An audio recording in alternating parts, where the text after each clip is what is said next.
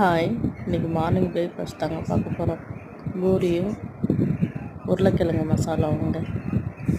இதுக்கு இடையில மாவாட்டுற வேலை வேறு இருக்குங்க. இத்தனை பேருக்கு இந்த மாவாட்டுறது பிடிக்காதுன்னு சொல்லுங்கள். எனக்கு சுத்தமாக பிடிக்காதுங்க மாவாட்டுறது. இன்னையோட சமையல் பார்த்திங்கன்னா ஒரு அரை லூசு, முழு லூசு, முக்கால் லூசு சேர்த்து சமைக்க போகிற சமையலுங்க. நான் என் தங்கச்சி 2 பேருங்க. யாராவது பூரிக்கு சப்பாத்தி மாதிரி மாவு உருட்டுவாங்களா? இங்கே பாருங்கள், இந்த பூரியை எவ்வளோ கேவலமாக வருதுன்னு. வரவே இல்லைங்க.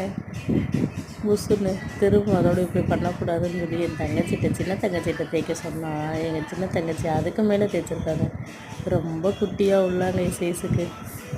ஆனால் பூரி சூப்பராக இருந்துச்சுங்க. நம்ம பூரி போட்டு சாப்பிடணுன்னு ஒரு ஆசை இருக்கும். ஆனால் அந்த ஆசையிலே பெரிய அந்த பூரி புஷ்ஷுன்னு வந்தால் தாங்க நம்ம மன திருப்தியாக இருக்கும். அப்படி சமைச்சது தாங்க இன்றைக்கி சொதப்பல் சமையலில் கூட சொல்லலாங்க. மசாலாவுக்கு உருளைக்கிழங்கு இல்லை, பூரி மசாலாவுக்கு 2 உருளைக்கிழங்கு வச்சோம், ஒரு கடாய் ஃபுல்லாக பூரி மசாலா வச்சோம். சப்பாத்தி மாதிரி தேய்ச்சி அதில் பாதி பூரியை போட்டு திரும்ப திரும்ப இப்படியே சொதப்பிக்கிட்டே இருந்தாங்க.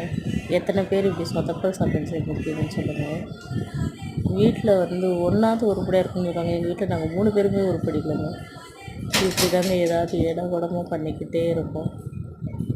எத்தனை பேர் இப்படி நீங்களும் உங்கள் அக்கா, தங்கச்சி, தம்பி அந்த மாதிரி சேர்ந்து சமைச்சு சொதப்பி இருக்கீங்கன்னு சொல்லுங்கள். இந்த சொதப்பல்னால வீட்டில் நிறையா திட்டு வாங்குவாங்க. நாங்களாம் பயங்கரமாக திட்டு வாங்குவாங்க ஒவ்வொரு நாளும்.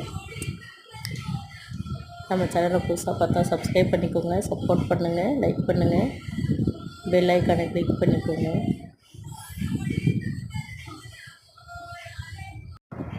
ஃபைனலாக பூரி புஷ்ஷுன்னு ஊற்றி வந்துருச்சுங்க. ஃபைனலாக இதாங்க பூரி.